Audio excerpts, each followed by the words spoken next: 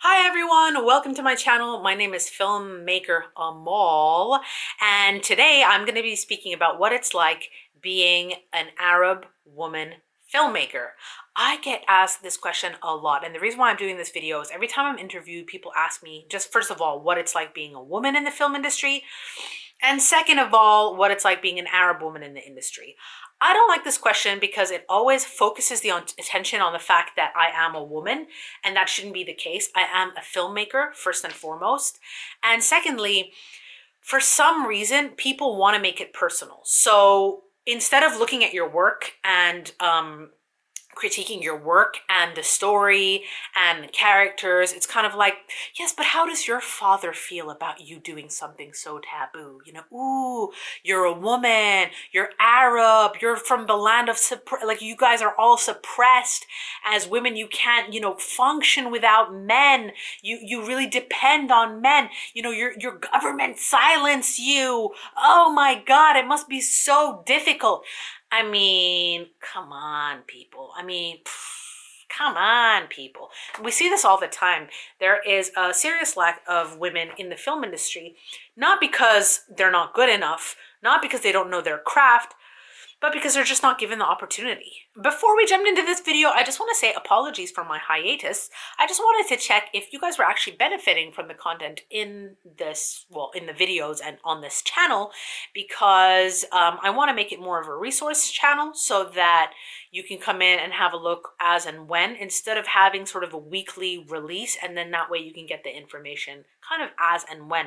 My objective in this whole YouTube video thing is not to make money at all. It's just to share my knowledge and to, have people join me on this journey. So if this is beneficial to you, please follow me on my social media. Please share with other people just so that we can help each other grow. All right, let's start with the stories that everybody knows, the things that we hear about on set. You are not qualified. You are, as a woman, you don't have kahunas. You lack the experience. If a male director is on set and he is conferring with his, DOP or his production designer, suddenly everyone's, ooh, don't talk to the director. He's busy. He's busy. He's trying to, it's his vision. He's trying to bring out the vision. He's trying to, he wants to ask people's opinions. It's like, oh, what do you think of this shot? Should I take it from here? What do you guys think of the background? What do you guys think? Basically, a male director asking their crew, what do you think, is a way of garnering information so that he can build his vision. A woman asking her crew members what they think is a sign that a woman doesn't know what she's doing. So suddenly, if I, as a female director, I'm asking kind of the DOP, what do you think of this show? Everyone's like, she doesn't, she's so confused. She's really slow. Oh my gosh, it just takes her forever. Does she even know what she's doing? I don't know. I don't know if I can follow. I don't know if, and this is very common kind of wherever you go. It doesn't matter how ballsy a woman is, how dominant a woman is, like how qualified she is, how many films she's made. You always kind of have that in the background. Then you have your typical, wow, check that piece of on there. That, I mean, and these are from crew members, and then you can turn around and be like, they're fired. But yeah, it's irritating. It's irritating and it's a nuisance because, the producer will hire the team to support the director, but the director doesn't pick every single person on the crew. Like if you're picking a DOP, the DOP will pick their camera department and they will bring people on board that they're comfortable with, that they've worked with before. So you don't have control over those people. I mean, you could if you wanted to, but generally you wouldn't have control over something like that. There was a time where I was on set and I was speaking to my DOP, and the DOP had become buddy with their camera assistant, and suddenly they formed this little duo. And they were like, oh yeah, bro, check this out. What if we take the shot here? Bro, what if we take the shot there? And, there were some times where I said, okay, can we do that shot, please? The one that was in the shot list, the one that we discussed. And they like kind of shooed me to the side and they were like, yeah, man, let's try this out. Let's do this. And then, it didn't go on for very long, but then I just turned around and I'm like, what? I'm like, what do you do? They're like, no, let's just get, and I'm like, no, let's not. Let's not. Let's do what I want to do because we've discussed this. I know the shots I want to get. You know the shots you want to get. Like, don't bring this bromance into this kind of set that we're working on. It's distracting and it is not falling in line with my vision as a director, and that's not the story I want to tell. You and your boys want to go make films, you and your boys can take your camera and make them somewhere else. Let's move away from the guys. Every film set has a hierarchy, and I've been on film sets where, you know, you've got the ADs and you've got the assistants, you've got the coordinators, you've got all this kind of stuff. And it's actually the women that stop other women from growing. So if they find that that woman, you know, takes initiative, or if she is going far and beyond, it's kind of like, no, no, no, sweetheart, get back and check. No, no, no, no, no, don't do this. It's like, don't forget your place. And they do things to kind of bring them down. Obviously, there has to be a certain amount of respect that you have on set. You can't walk onto, you know, Mission Impossible, go straight to the director and be like, hi, like, I'm a coordinator. Like, can you teach me? Because that's just not on. It's not professional. But if there's an opportunity to push somebody forward, whether it's a man or a woman, I think your fellow crew members should be doing that. And unfortunately, with women, it's other women that put other women down.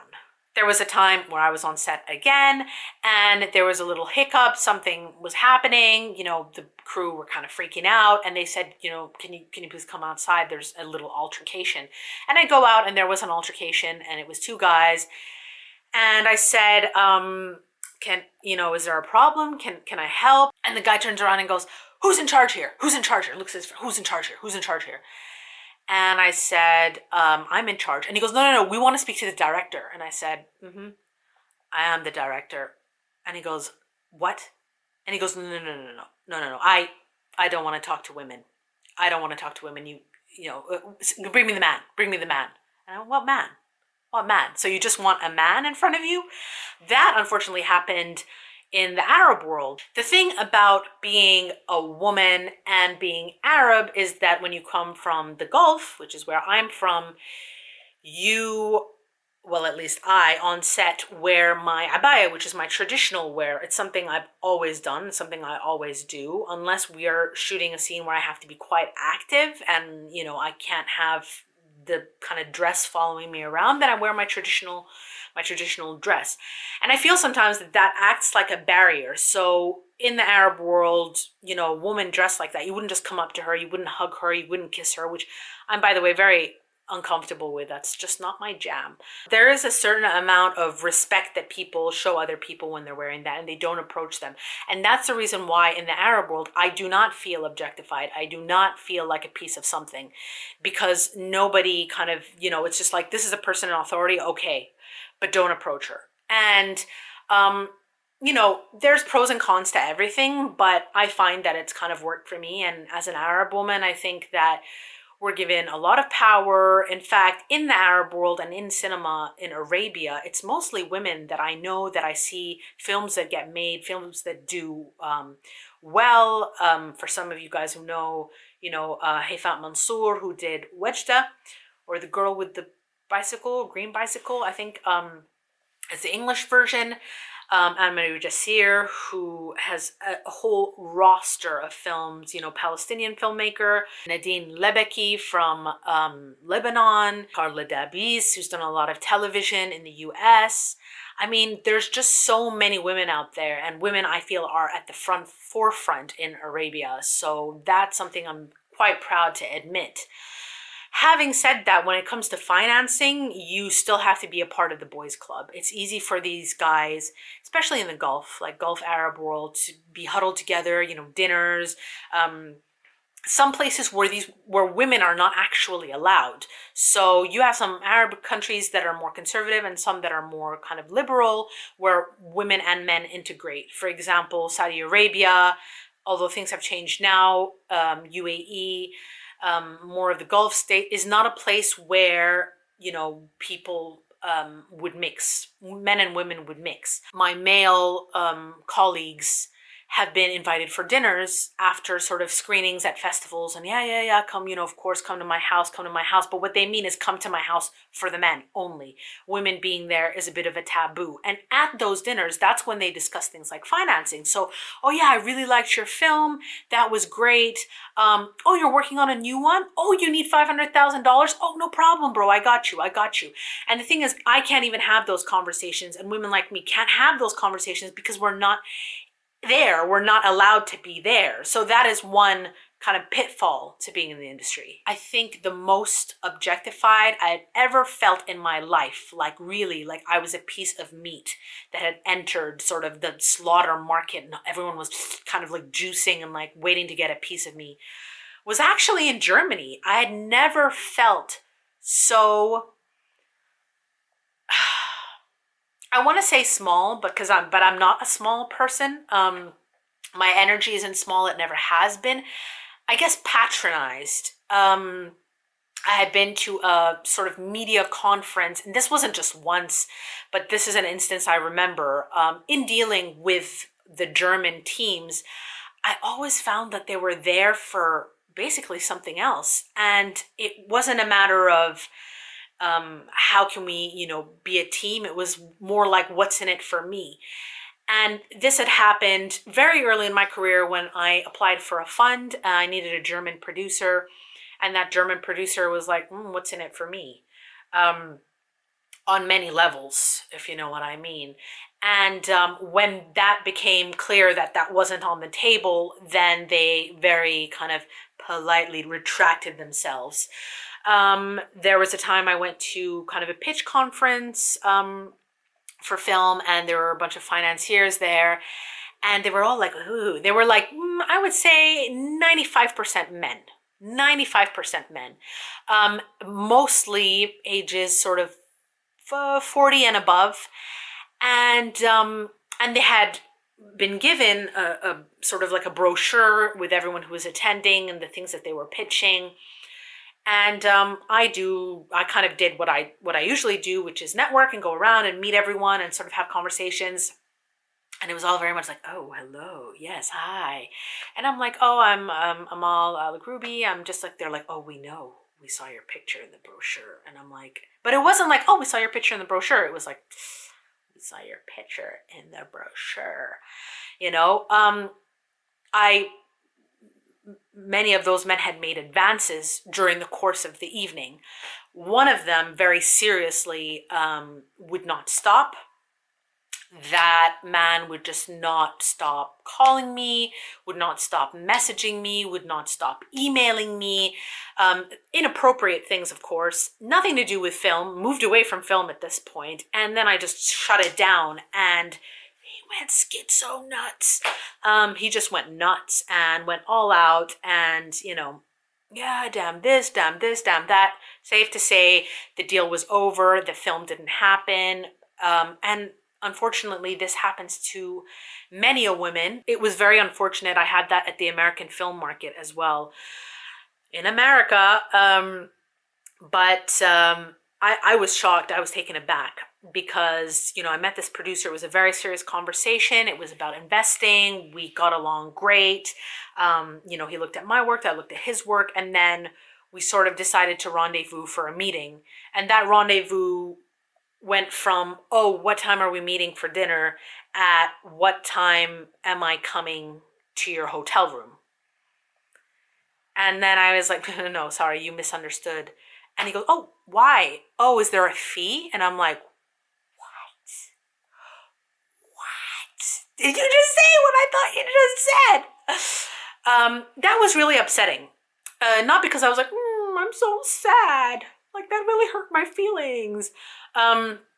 It was more like, gosh, I lost out on the money that could potentially fund my film. And, I could either say no and back out and be like, what the hell is this? And just back away from that deal.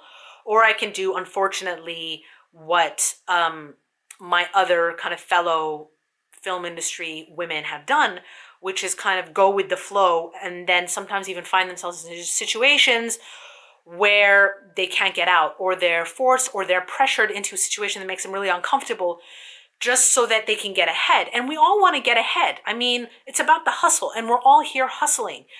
The film industry is not an easy not an easy industry to get into, and it takes a lot of grit, and it takes a lot of perseverance, and it takes a lot of patience. And unfortunately for many women, it takes a lot of sacrifice. I saved the best for last. This is my absolute favorite story. When I first made the film and things started picking up traction, that was Hafi Marati. If you'd like to watch the film, I will put it in the links below. But that was my first film, and things were really picking up, and things were doing really well. And I got a few jobs on some large studio films. And I met with a colleague, you know, and we went out for dinner, and he said, "Listen, I just want to say I'm very, very proud of you." And I was like, "Well, thanks. That's very cool." He goes, "Oh yeah, you've come so far.